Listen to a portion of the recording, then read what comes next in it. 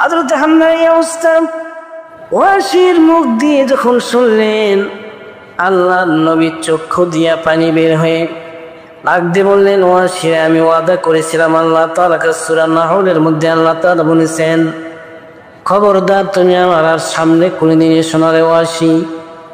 আজ থেকে তুমি যেহেতু কলেমা পড়ে মুসলমান হয়েছ, তোমাকে আমি নিরাপদ দেওয়ার জন্য ইসলাম তোমাকে নিরাপদ দিয়েছে। ওয়াসি বলেন, আমি হিন্দার গোলাম ছিলাম, আমাকে বলা হলো যে কোনো কায়দা করে হামজাকে তুমি যদি মারতে পারো, হত্যা করতে পারো, তাহলে তোমাকে আমি আজাদ করিয়ে দিব। তবে শর্ত হইল হামজাকে মারার পরে তার বুকটা ফাড়ি দিয়া কলিজাটা আমার হাতের মধ্যে দিতে হবে, কান দুটি আমার হাতের মধ্যে দিতে হবে, চোখেও দুটি আমার সামনে দিতে হবে। কথা অনুযায়ী নিজের জীবনের গোলাম থেকে আজাদ পাওয়ার জন্য আমি খুবই চেষ্টা করতাম, খুব সুযোগ নিয়েছিলাম কোন সময় তাকে মারা যায়। উহুদের ময়দানে যখন যুদ্ধ শুরু হয়ে গেল, আমি তখন একটা গিরিপথের যেখানে অনেকগুলো কাফের তারা মৃত্যুবরণ করেছিল, ঠিক ওই জায়গার মধ্যে একটা গিরিপথের পাশে আমি তার বাড়িটি নিয়ে পথ পাতিয়ে থাকলাম।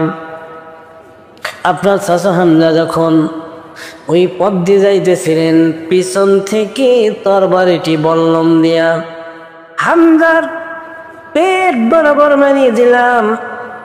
এরপরে হযরতে হামজা জমিনের মধ্যে আল্লাহু আকবার বলে লুটে পড়ে যায়। এরপরে হামজার বুকের উপর পাটি দিয়া তাকে আমি হত্যা করি। ওই হিন্দার কথা অনুযায়ী বুকটা ফাড়ি দিলাম, কলিজাটা হাতের মধ্যে নিয়া হিন্দার হাতের মধ্যে দিলাম, কান দুটি কাটলাম, নাক কাটলাম। এরপরে চক্ষু দুটি খোলা হলো। আল্লাহ নবী যখন হযরতে হামজার এই অবস্থা দেখলেন, তার আপন চাচা হামজা হযরতে ওমর ফারুকের কিছু আগে তিনি ইসলাম গ্রহণ করেছিলেন। হযরতে হামজা যখন আল্লাহ নবী দেখলেন কান গুলি কাটা, নাক কাটা, চোখ উপড়ে ফেলা হয়েছে, এরপরে জিহ্বা কেটে নেওয়া হয়েছে, বুকটা ফাড়ি দিয়া কলিজা পর্যন্ত বের করে নেওয়া হয়েছে, নবীজি অসম্মানে কাঁদলেন, হামজার জন্য দোয়া করলেন। হামজা আমার চাচা, আপনার জন্য আমি কিছুই করতে পারি নাই, আপনি যদি আজকে বেঁচে থাকতেন আমার পাশে অবশ্যই দাঁড়াতেন। আল্লাহ নবীর জীবনের অনেকগুলি বিপদের সময় হযরতে হামজা তিনি ইসলাম গ্রহণ না করলেও নবীজির বিপদে এসে দাঁড়াইছে। হযরতে হামজার এই অবস্থা ওয়াসির মুখ দিয়ে যখন শুনলেন, আল্লাহর নবীর চক্ষু দিয়া পানি বের হয়ে লাগতে বললেন, ওয়াসি আমি ওয়াদা করেছিলাম আল্লাহ তাআলা সূরা নাহলের মধ্যে আল্লাহ তাআলা বলেছেন, খবরদার তুমি আমার আর সামনে কোনোদিন এসো না রে ওয়াসি। আজ থেকে তুমি যেহেতু কলেমা পড়ে মুসলমান হয়েছ, তোমাকে আমি নিরাপদ দেওয়ার জন্য ইসলাম তোমাকে নিরাপদ দিয়েছে। কিন্তু ওয়াসি রে, আমার চোখের সামনে আর আসবে না। ওয়াসি বলেন, হুজুর আপনার চাচা হামজার কলিজা যখন হিন্দার হাতের মধ্যে দেই, তখন হিন্দা নামে মেয়েটা দাঁতের মধ্যে দিয়ে মুখ দিয়ে চিবিয়ে চিবিয়ে আনন্দ করে আর বলে, উহুদের বদরের ময়দানের প্রতিশোধ আমি নিয়ে নিলাম। যতগুলো সাহাবায়ে কেরাম শাহাদাত বরণ করেছেন, সবচেয়ে উহুদের ময়দানে সাইয়্যিদুশ শুহাদা হযরতে হামজাকে বলা হয়েছে, কেননা হামজার যে অবস্থা করে শাহাদাত বরণ করা হয়েছে, হামজার কান কাটে, নাক কেটে নেওয়া হয়েছে, জিহ্বা কেটে নেওয়া হয়েছে, হাত কেটে নেওয়া হয়েছে, গোটা শরীরটা টুকরা টুকরা করা হয়েছে। আল্লাহর নবী দেখিয়ে এত ব্যথিত হইলেন, তিনার জীবনে কোনোদিন এত ব্যথা তিনি পান নাই।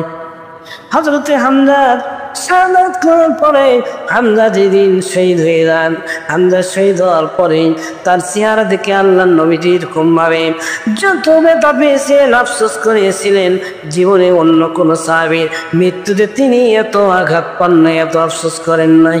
নবীজি দোয়া করলে বললেন, আল্লাহ আমার চাচা ইসলামকে সমুন্নত রাখার জন্য, কলেমাকে বিজয়ী রাখার জন্য দুনিয়া থেকে নাক কান সম্পূর্ণ অঙ্গ দিয়ে গেল, কলিজাটা পর্যন্ত দিয়ে গেল। আল্লাহ তুমি তাকে জান্নাতের উচ্চ মাকাম দান করে দিও। আল্লাহ পাক নবীজির দোয়া কবুল করিয়ে হযরতে হামজাকে জান্নাতের উচ্চ মাকাম দান করিয়াছে।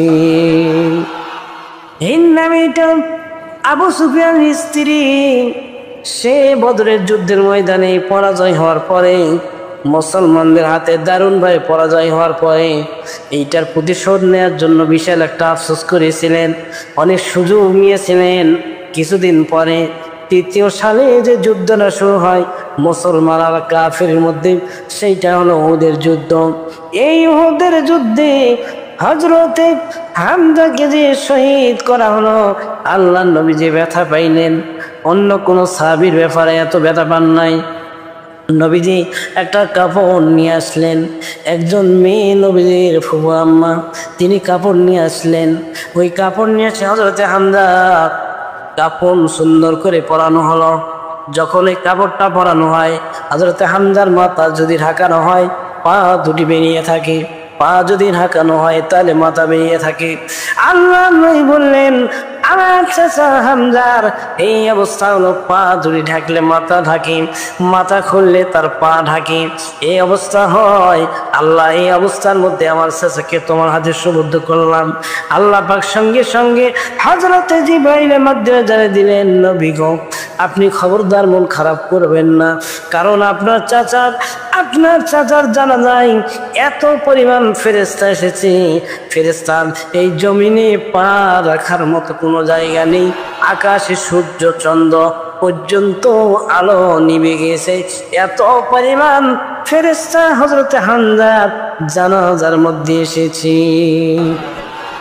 ইসলামের জন্য, কলেমাকে প্রতিষ্ঠিত করার জন্য হযরতে হামজা যে আত্মত্যাগ আর যে জীবন দান এইরকম তিনি দিয়ে গেলেন পৃথিবীবাসীর জন্য, এইটা তিনি দৃষ্টান্ত স্বরূপ জানিয়ে দিয়ে গেলেন যে পৃথিবীর বাসীরা, হে মুসলিমরা, ইসলাম এমনি এমনি প্রতিষ্ঠিত হয় না। ইসলাম প্রতিষ্ঠিত করতে হলে জমিনের মধ্যে বুকের তাজা রক্ত ঢালতে হবে। জমিনের মধ্যে বুকের তাজা রক্ত ঢালা ছাড়া ইসলাম আসেনি, আসবেও না, আজও পর্যন্ত কায়েম হবে না।